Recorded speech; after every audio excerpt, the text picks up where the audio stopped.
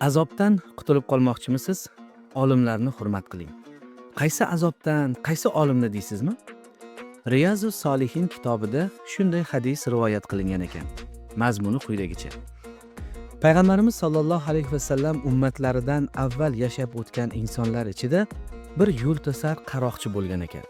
Shu inson vafot topib o'zini jannatda ko'ribdi. Bunda bir xatolik bor. Men g'ir jinoyatchi bo'lsam, umr bo'yi qaroqchilik qilgan bo'lsam, bu ish qanday bo'ldi endi deb hayron qolibdi. Shunda u odamga bildirilibdiki, bir kuni yo'l to'sarlik uchun pistirmada turganingda shu ko'chada bir olim bandamiz o'tdi. Sen u olimni ko'rganingda ishingdan uyalding va berkinding. Seni ko'rib qolishidan hayo qilding.